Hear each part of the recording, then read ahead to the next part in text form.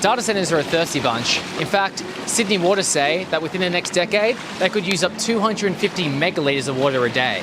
That's pretty much like using 271 of these pools. It's a scary thought. And even though data centers say they're probably going to use recycled water soon, instead of our drinking water, Sydney Water has only just realised they don't have the infrastructure to cater for this. so it begs the question, are we planning data centers with our water's best interest in our mind? Data centers can be huge. We're talking hectares and need lots of water to cool thousands of servers 24/7. The Goodman data centers in Lane Cove and Artarmon are projected to use the same amount of water as 6,000 Sydney houses daily. Air Trunk down the road could use even more, as their combined facilities will be almost twice the size as Goodman's. While the City of Ryde says a potential upcoming cluster of data centers planned for Macquarie Park could drink 15,000 megalitres of water a year. It's a lot, and Sydney Water told New South Wales Planning That it had the ability to provide all this to the approved data centres. but just in September, they told iPart, who gives them their allowance, It may not be able to cater for this.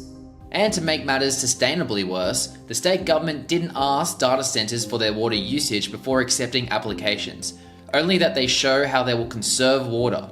Many said that they will use recycled water. However, the infrastructure to cater to this largely doesn't exist, and iPart for now won't give Sydney Water any more funds for it. So, with data centres pretty much only using drinkable water, and Sydney Water projecting that in a decade they will use over a quarter of Sydney's drinkable water supply, should we take a step back in this planning process and slow down a little?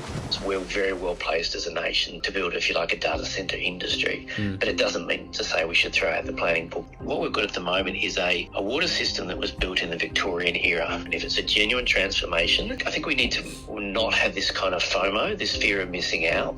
Well, FOMO is on the government's mind.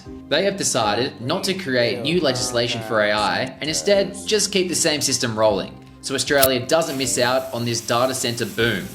But as we've seen already, our fuse seems to have caught a snag with our water planning. Though there is some water conservation going on the data centre's end. Goodman and Air Trunk are using adiabatic cooling systems which are louder and use more energy, but save upwards of 90% more water. And some are even willing to pay for infrastructure themselves. Company Aquanet is taking effluent waste from Sydney water systems and providing recycled water to data centres. But there still are some aching questions on whether we're jumping the water gun on this AI data centre race. For now, the answer lies within the government department's ability to plan and communicate with one another, as well as data centre operators' willingness to use innovative and sustainable technology.